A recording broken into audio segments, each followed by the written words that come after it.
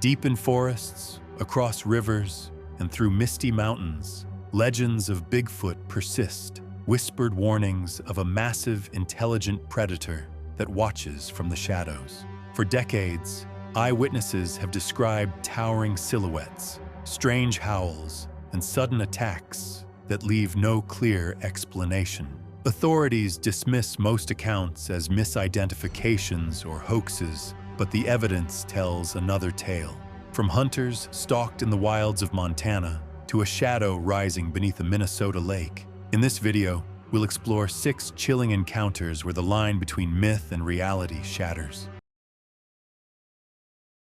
In the summer of 1997, a narrow stretch of the Colorado River cutting through remote canyon country had earned a fearsome reputation among experienced rafters. The section, known locally as Devil's Throat, featured Class 4 rapids squeezed between towering sandstone cliffs that rose nearly 300 feet on either side. Local outfitters rarely guided trips through this stretch due to the oppressive atmosphere that seemed to hang over the water. The geological history of the area dated back millions of years, when ancient seas had carved red rock formations into twisted spires and narrow gorges. Native American tribes had long avoided this section, leaving behind petroglyphs depicting strange, towering figures with outstretched arms. Early settlers reported unusual sounds echoing from the canyon at night, describing them as human screams mixed with animal roars.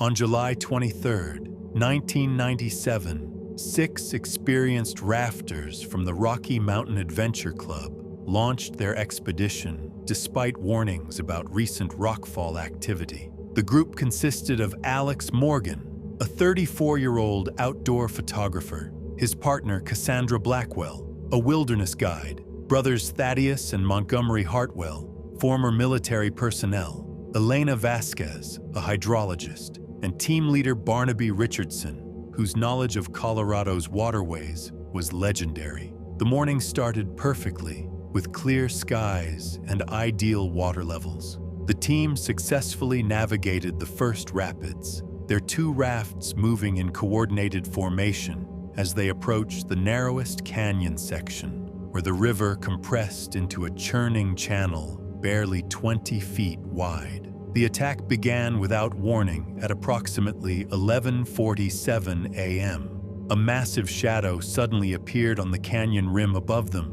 moving with impossible speed along the rock face. Before anyone could react, the figure leapt down onto the lead raft, where Cassandra and Elena were positioned.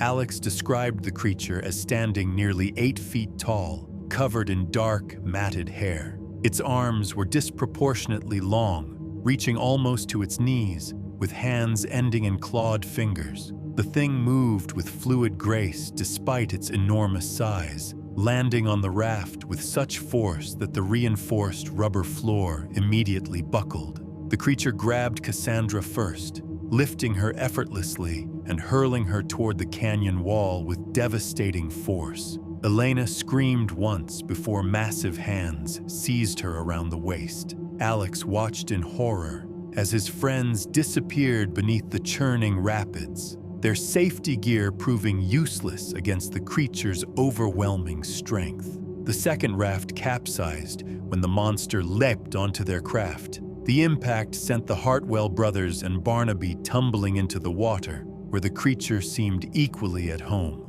Alex reported seeing it moving beneath the surface like a marine predator, systematically hunting down each companion. Thaddeus Hartwell grabbed debris from his shattered raft, but the creature surfaced beside him and dragged him under. Montgomery tried swimming toward the canyon wall, but something seized his legs from below. Barnaby Richardson made it halfway to a ledge when the monster emerged behind him, massive hands reaching for his shoulders. Alex survived by pure chance. When the creature leaped onto his raft, the impact threw him behind a large boulder. Hidden in the shadows, he watched the systematic destruction while clinging to raft debris. The entire attack lasted less than 4 minutes. When the water calmed, Alex found himself alone with only wreckage floating around him. The creature had vanished, leaving no trace except destruction and terrifying silence. Alex drifted downstream for nearly 6 hours, using debris to stay afloat until reaching a section where he could climb out. He walked 3 hours before reaching a ranger station, where his story was dismissed as trauma-induced hallucinations. The official investigation concluded the rafting party had encountered flash flood conditions causing simultaneous capsizing. Despite extensive searching, the bodies were never recovered, attributed to strong currents and underwater caves. Alex Morgan refused to accept the official explanation, insisting something massive and intelligent had deliberately attacked his group. His detailed descriptions remained consistent through multiple interviews with authorities, psychologists, and reporters. Local river guides began sharing Alex's story, and several reported their own unsettling encounters in the same canyon section.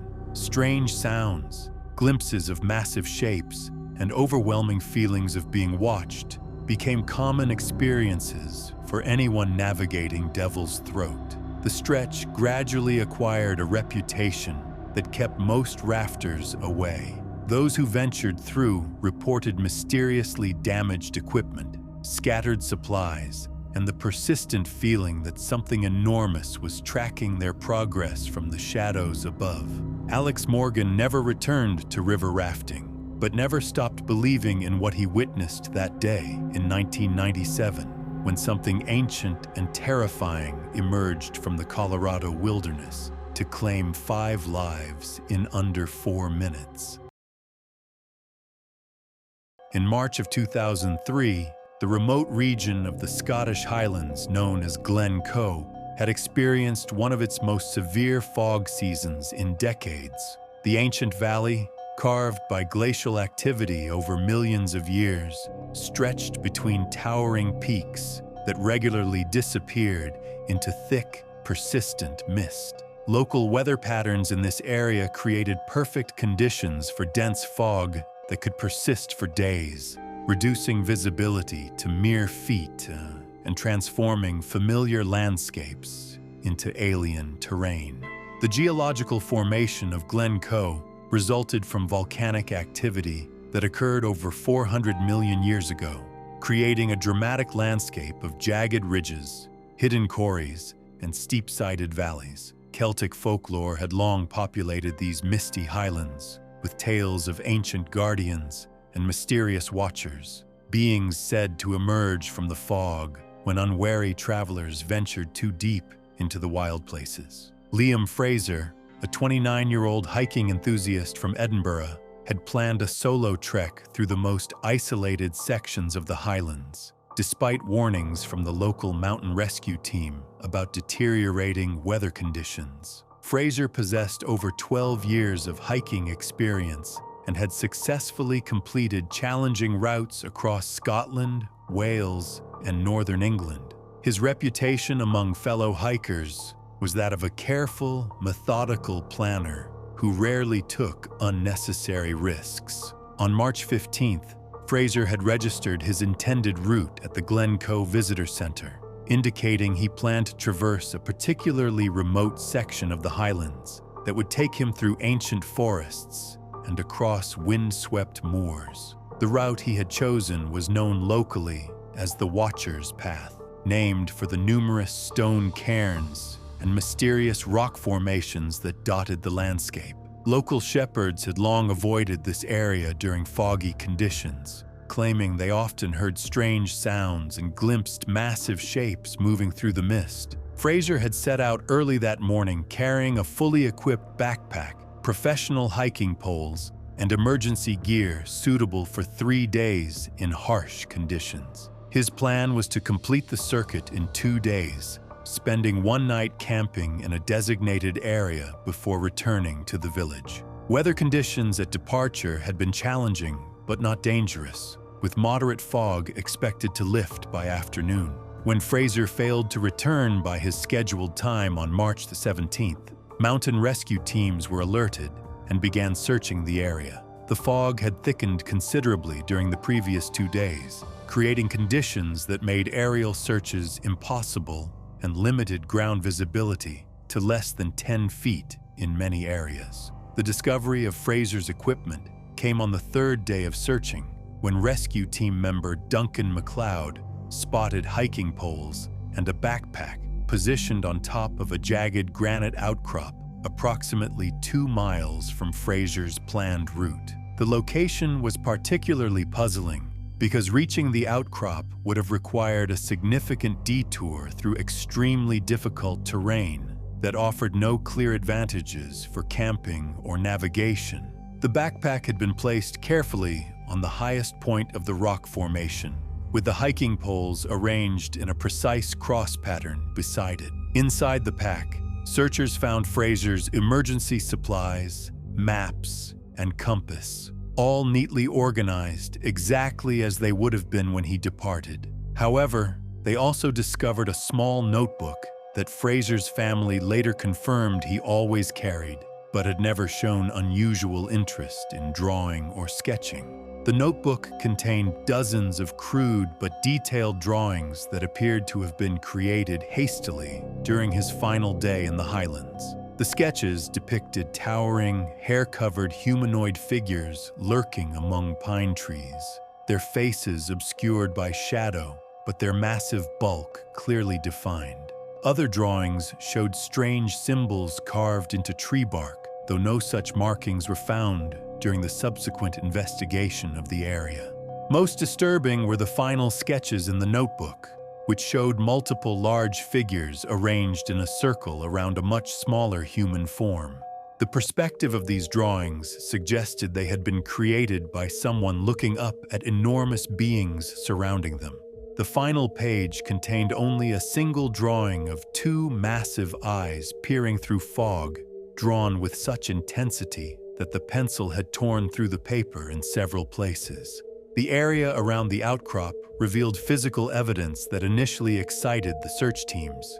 Enormous footprints had been pressed deep into the rain-soaked soil, forming a perfect circle around the base of the rock formation. Each print measured nearly 18 inches in length and showed clear impressions of what appeared to be broad, human-like feet with unusually long toes. The footprint circle was approximately 30 feet in diameter, with each impression spaced at regular intervals, as though multiple large beings had stood in formation around the outcrop. The depth of the prints suggested individuals of extraordinary weight, far exceeding what any known human could produce. Most puzzling was that the prints appeared and disappeared abruptly, with no trail leading to or from the circle.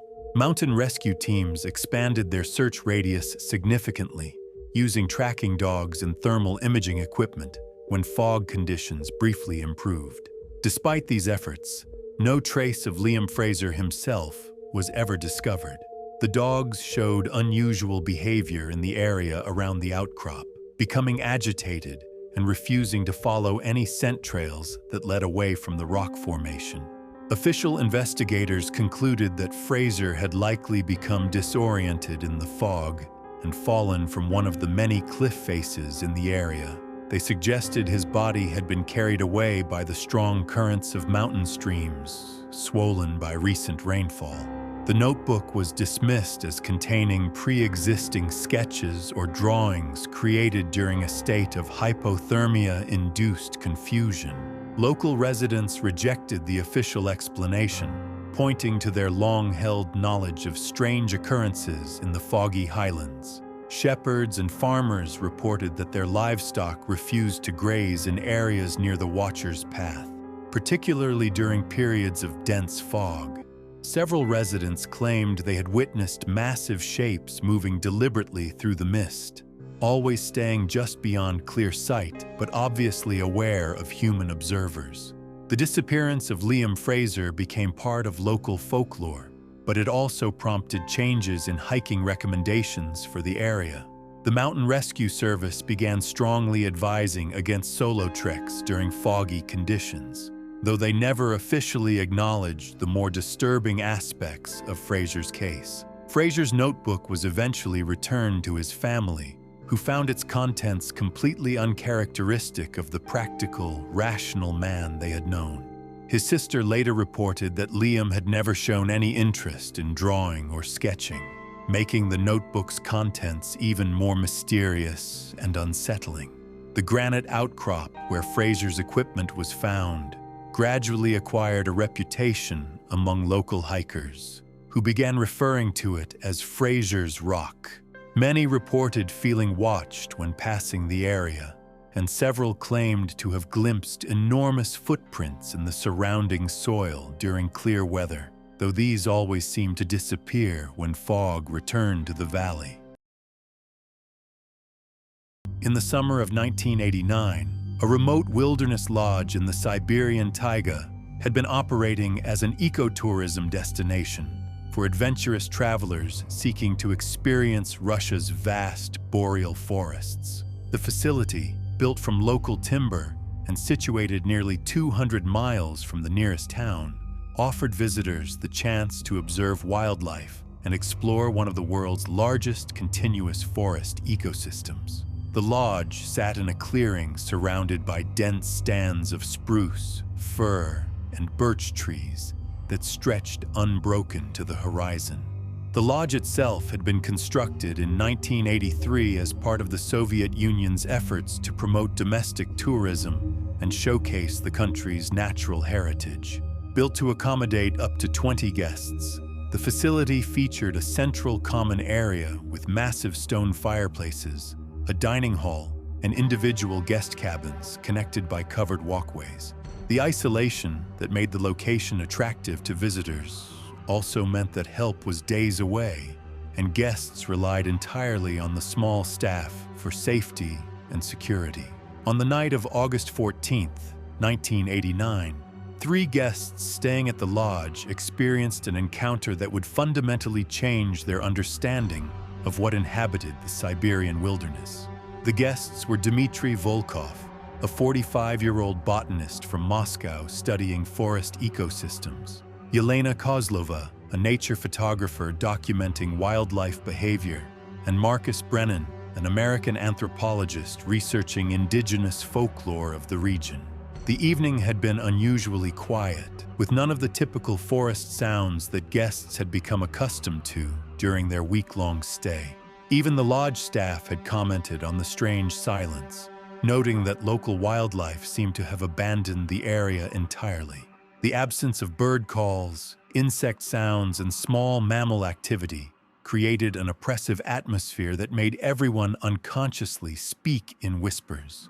At approximately 2:30 a.m., the first indication of trouble came as a slow, deliberate pounding against the lodge's outer walls. The impacts were rhythmic and purposeful, each strike causing the wooden structure to vibrate and the windows to rattle in their frames. Staff members initially assumed a large bear was investigating the building, a not uncommon occurrence that usually resolved itself within minutes. However, the pounding continued for over 20 minutes, moving systematically around the perimeter of the main building as though something was carefully examining the structure. Between the impacts, guests and staff reported hearing heavy footsteps on the wooden porch that surrounded the lodge, accompanied by what sounded like deliberate scraping noises, as though claws or rough hands were testing the strength of doors and windows. The situation escalated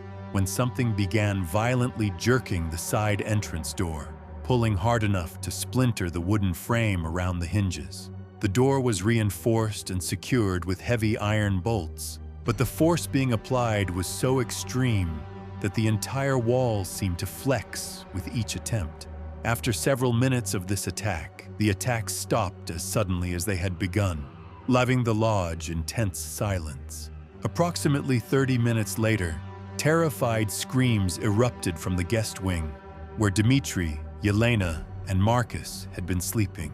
Staff members rushing to investigate found all 3 guests in the hallway outside their rooms, shaken and bearing visible bruises on their arms and shoulders. Their accounts of what had occurred were remarkably consistent despite their obvious trauma and confusion. According to their testimony, Something enormous had somehow gained access to the guest wing without triggering any of the building's security measures. Dmitri reported being awakened by the sound of his cabin door being carefully opened, followed by the appearance of a massive silhouette that completely blocked the doorway.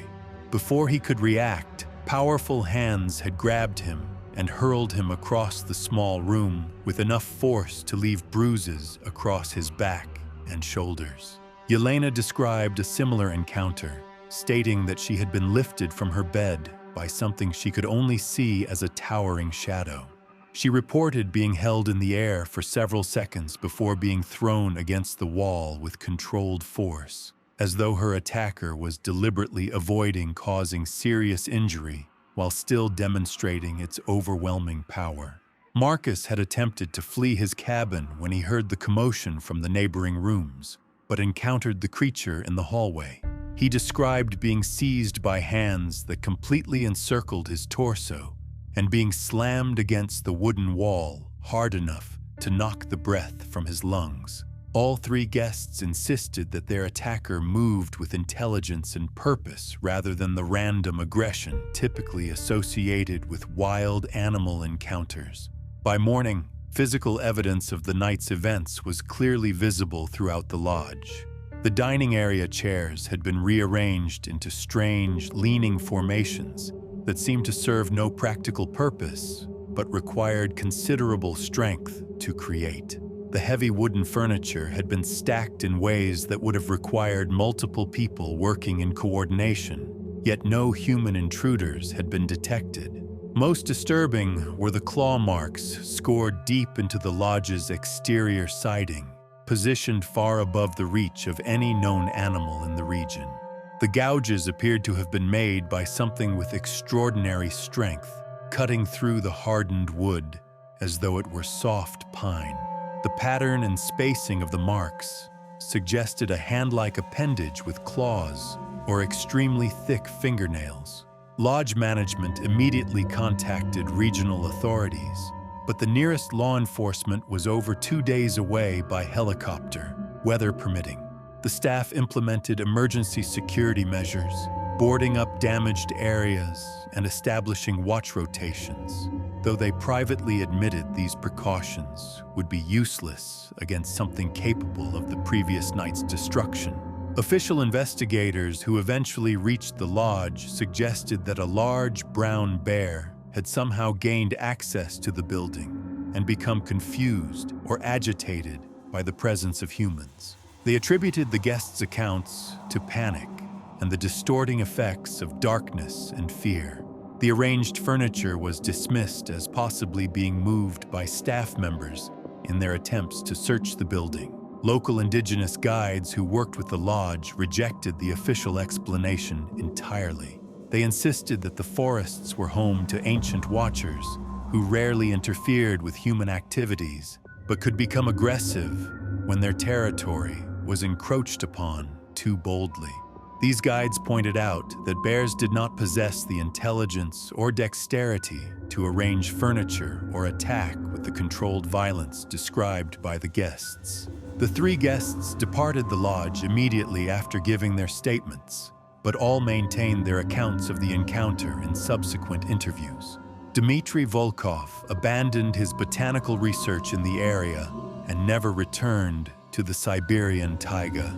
Yelena Kozlova's photographs from the trip showed unusual shadowy shapes among the trees that she claimed she had not noticed while taking the pictures. Marcus Brennan incorporated his experience into his anthropological research, finding that local folklore contained numerous accounts of similar encounters dating back generations. His academic paper on the subject, while never mentioning his personal experience, suggested that indigenous stories of forest giants might be based on encounters with unknown species rather than pure mythology. The lodge continued operating for several more years, but staff reported ongoing incidents of property damage, unusual sounds, and brief glimpses of massive shapes moving through the surrounding forest. Guest bookings gradually declined as word of these occurrences spread, and the facility eventually closed permanently in 1994, officially due to economic factors following the collapse of the Soviet Union. In October of 2001, a temporary military training facility had been established in a remote section of the Appalachian Mountains in eastern Tennessee for specialized night combat exercises. The area, located within a national forest but closed to civilian access during training operations, offered ideal conditions for realistic wilderness survival and tactical training. The mountainous terrain, dense hardwood forests, and numerous caves and rock formations provided natural obstacles that closely simulated potential combat environments. The training exercise involved 42 personnel from various special operations units, conducting a week-long survival course designed to test their ability to operate independently in hostile wilderness environments. The temporary camp had been established in a clearing approximately 8 miles from the nearest road, accessible only by helicopter or a challenging 2-day hike through difficult terrain. Sergeant Major Clayton Briggs, a 23-year veteran with extensive combat experience, served as the senior instructor for the exercise. His team of trainers included Master Sergeant Rosa Martinez, a survival specialist, and Staff Sergeant Kendall Thorne, an expert in night operations. The trainees represented elite units from across different military branches, all possessing advanced wilderness skills and extensive field experience. The camp consisted of individual shelter tents, arranged in a defensive perimeter around a central command area containing communication equipment, medical supplies, and emergency gear. Standard military protocols required sentries to maintain watch throughout the night, with overlapping coverage zones, ensuring continuous surveillance of the surrounding forest. Night vision equipment and motion detection devices provided additional security layers. The incident began during the third night of exercises, October 23rd, when unusually heavy fog descended upon the mountain valley, reducing visibility to less than 15 feet even with night vision enhancement. At approximately 11:45 p.m., sentry posts reported strange sounds emanating from multiple directions in the surrounding forest, described as deep, guttural roars that seemed to echo off the mountain faces in ways that made determining their source impossible. The sounds continued intermittently for nearly an hour, growing progressively louder and more frequent. Several trainees reported feeling vibrations through the ground, as though something extremely heavy was moving through the forest nearby. The fog seemed to muffle normal forest sounds, while amplifying the mysterious roars, creating a disorienting acoustic environment that interfered with standard patrol procedures. At 12:52 a.m., the camp experienced what Sergeant Briggs later described as a coordinated attack by an unknown force. Multiple tents on the eastern perimeter were simultaneously struck by something moving with tremendous speed and power. The reinforced military-grade shelters were shredded as though struck by massive claws, with some tents being completely destroyed, while others showed parallel slash marks that suggested attacks by multiple assailants. During the chaos, Staff Sergeant Thorne reported glimpsing a towering silhouette moving between the trees on the camp's northern boundary. The figure appeared to be at least 8 feet tall and covered in dark fur or hair, moving with surprising agility despite its massive size. When Thorne attempted to pursue with his night vision equipment, the figure had vanished completely, leaving only broken branches and disturbed vegetation to mark its passage. Communication systems experienced intermittent failures throughout the incident, preventing the camp from requesting immediate evacuation or reinforcement. Radio equipment functioned normally for brief periods before cutting out entirely, a pattern that suggested deliberate interference rather than equipment malfunction.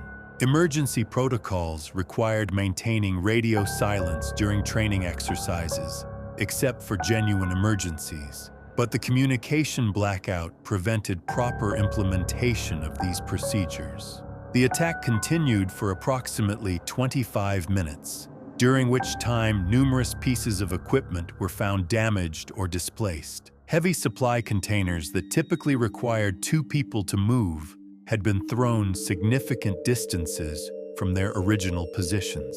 Personal gear was scattered throughout the camp, though nothing appeared to have been stolen or consumed, suggesting the attackers were not motivated by hunger or curiosity about human objects. 2 trainees, Corporal Diana Blackwood and Private First Class Jeremy Aldrich, sustained injuries during the incident when they reported being physically struck by something they described as a massive, hairy arm. Both were thrown against trees with enough force to cause severe bruising and minor concussion symptoms, though neither suffered life-threatening injuries. Medical examination revealed that their injuries were consistent with being struck by something possessing extraordinary strength and reach. The attack ceased as abruptly as they had begun, leaving the camp in damaged silence as the fog began to lift. Dawn revealed the full extent of the destruction, with 8 tents completely destroyed, communication equipment damaged, and strange footprints scattered throughout the area.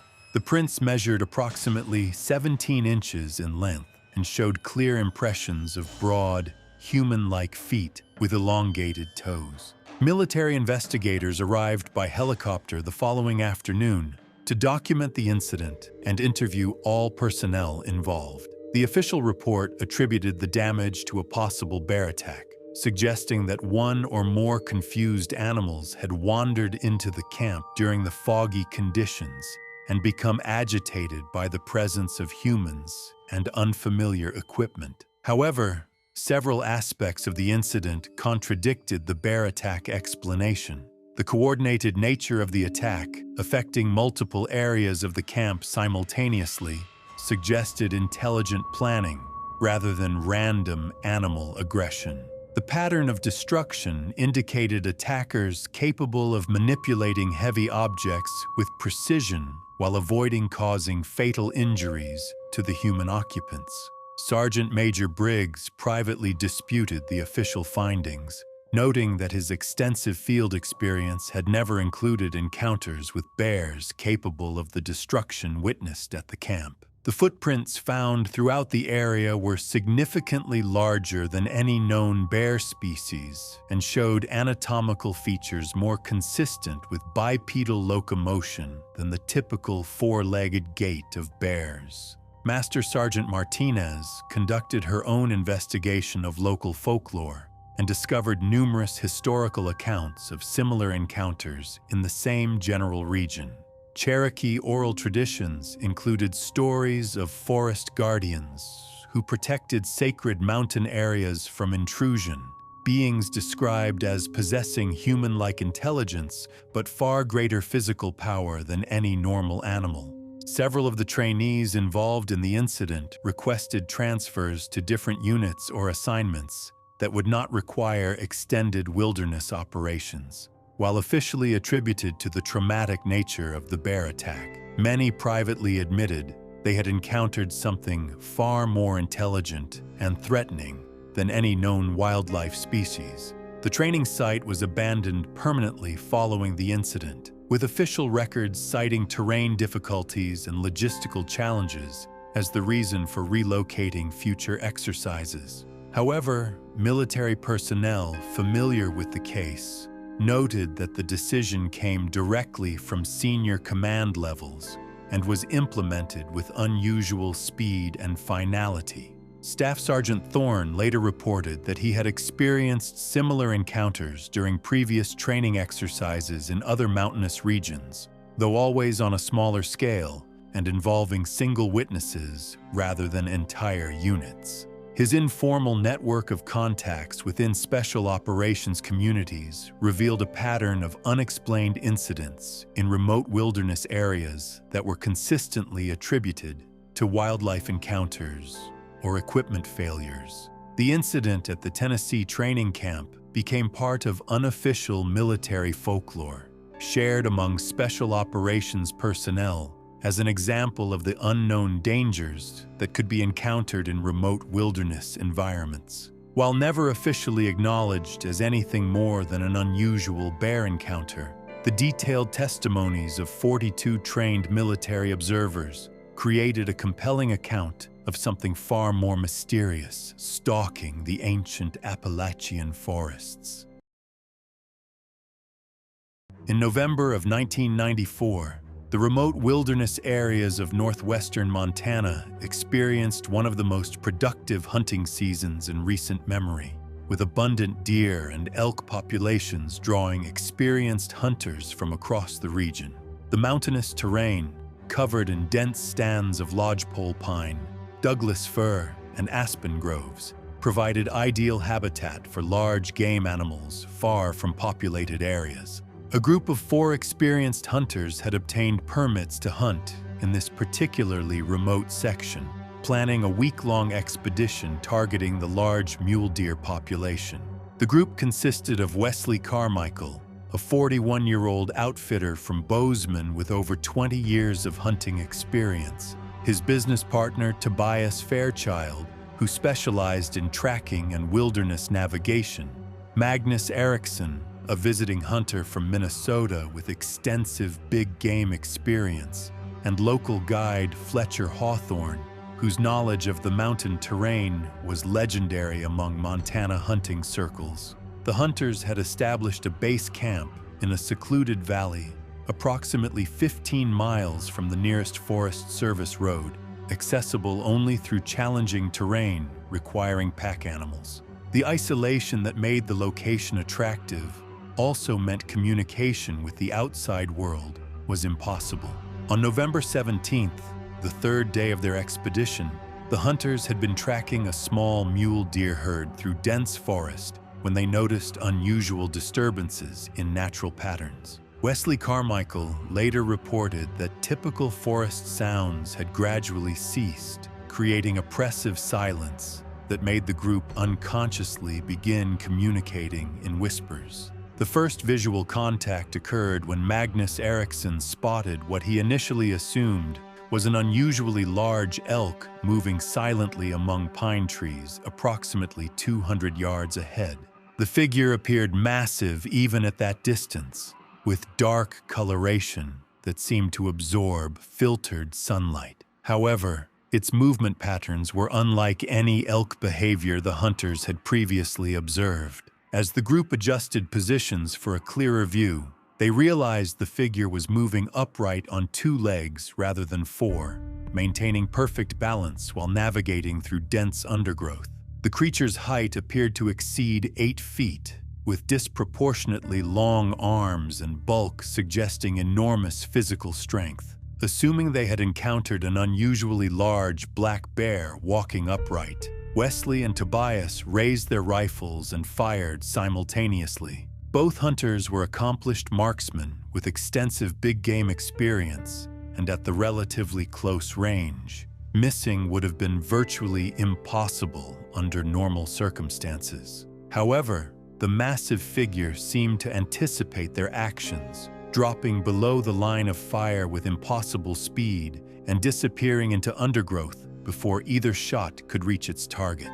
The creature's movements suggested intelligence and awareness, rather than instinctive reactions typical of startled wildlife. Convinced they had encountered an injured bear despite seeing no evidence of blood or distress, the hunting party decided to track the creature.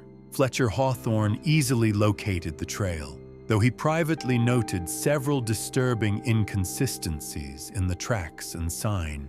The trail led deeper into the forest through increasingly difficult terrain, following animal paths that seemed barely adequate for the enormous creature they were pursuing. Broken branches and disturbed vegetation marked its passage, but the damage patterns suggested deliberate manipulation rather than random destruction, typically left by fleeing animals. After following the trail for nearly 2 hours, the hunters discovered evidence challenging their assumptions about what they were tracking.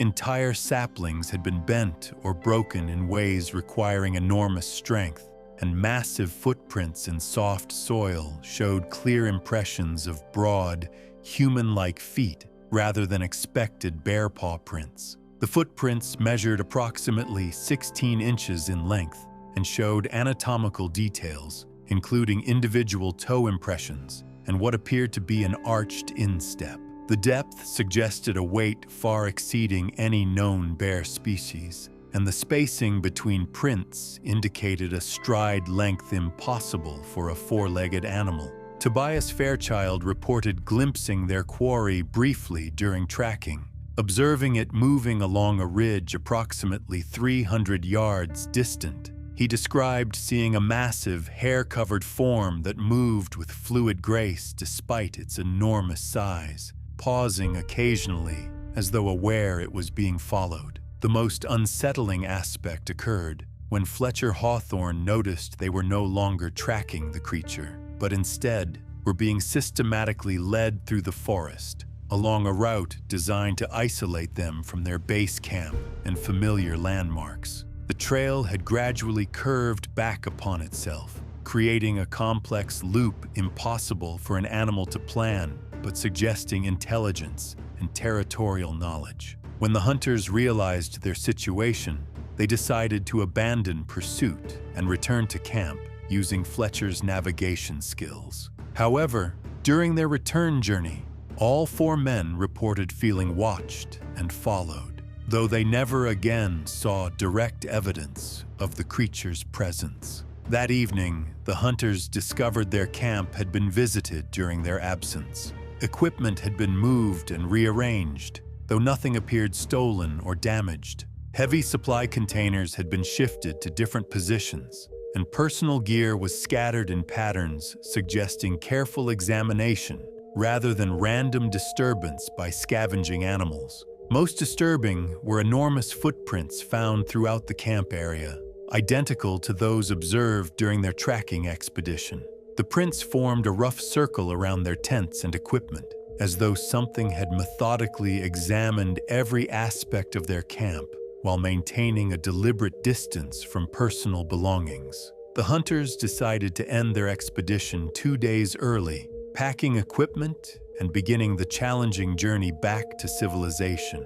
During departure, Wesley Carmichael reported glimpsing a massive silhouette watching their progress from a ridge above the valley. Upon returning to populated areas, the hunting party reported their encounter to local wildlife authorities, describing it as unusual bear behavior. However, their private discussions focused on the intelligence and deliberate nature of the creature's actions, characteristics inconsistent with any known bear behavior patterns.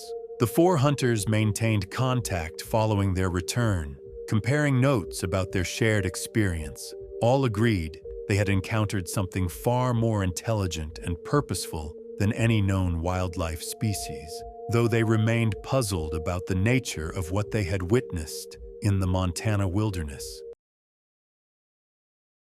In September of 2006, the remote lakes of northern Minnesota's Boundary Waters region had become increasingly popular among solo camping enthusiasts, seeking pristine wilderness experiences far from populated areas. The region, formed by glacial activity during the last ice age approximately 10,000 years ago, contained over 1,000 interconnected lakes surrounded by dense boreal forests of spruce, fir, and birch. Ojibwe peoples had inhabited the region for centuries, developing rich oral traditions that included stories of powerful water spirits and mysterious lake dwellers that observed human activities from beneath the dark waters.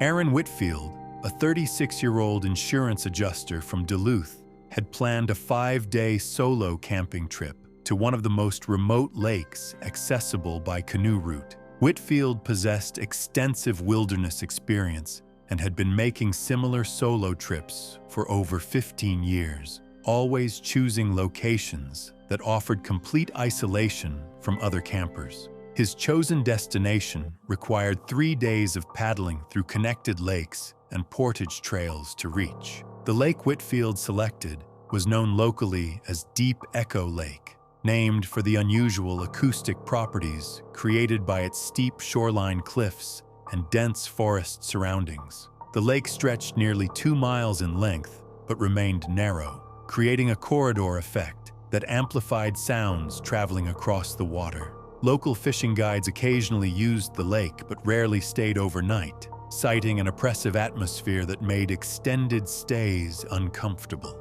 Whitfield had established his camp on a small peninsula that jutted into the lake's southern end, providing excellent fishing access and a clear view across most of the lake's length. His equipment included a lightweight tent, fishing gear, and emergency supplies sufficient for a week in the wilderness. The first 3 days had proceeded without incident, with excellent fishing and perfect weather conditions. On the night of September 23rd, under a full moon that provided exceptional visibility across the lake's surface, Whitfield experienced an encounter that fundamentally changed his understanding of what inhabited Minnesota's remote wilderness areas. He had retired to his tent around 11:30 p.m. but was awakened shortly after midnight by unusual sounds coming from the water near his campsite. Initially, Whitfield assumed a beaver or other large aquatic mammal was investigating his canoe, which he had pulled partially onto shore and secured with rope.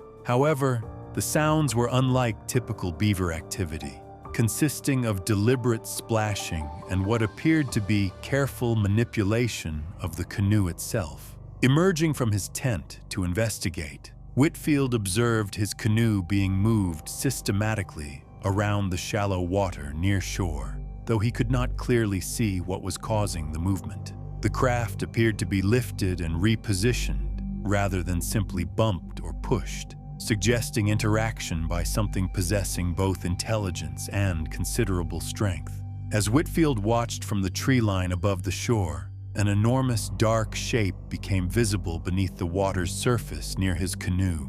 The shadow appeared to be at least 8 feet in length and roughly humanoid in proportions, moving with controlled precision rather than the random patterns typical of fish or aquatic mammals. Most disturbing was that the shape seemed aware of his observation, occasionally pausing its activity as though listening for his reactions. The creature remained underwater throughout most of the encounter, surfacing only briefly to reveal what Whitfield described as a massive, hair-covered arm reaching toward his canoe.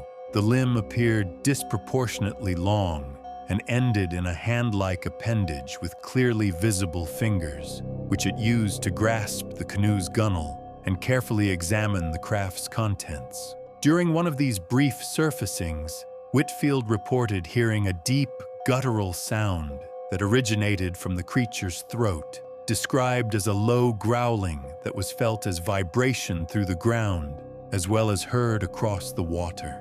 The sound was unlike anything in his extensive wilderness experience, combining elements of animal vocalizations with an almost human quality that suggested intelligence. The encounter lasted approximately 20 minutes before the creature slowly submerged and disappeared into the lake's depths, leaving only ripples spreading across the moonlit surface. Whitfield remained hidden in the tree line for another hour, but the lake returned to its previous unnatural silence. The following morning, Whitfield discovered that his camping equipment had been systematically rearranged during the night while he had been focused on the water activity. His backpack, cooking gear, and food supplies had been moved to different positions around the campsite, though nothing appeared damaged or missing.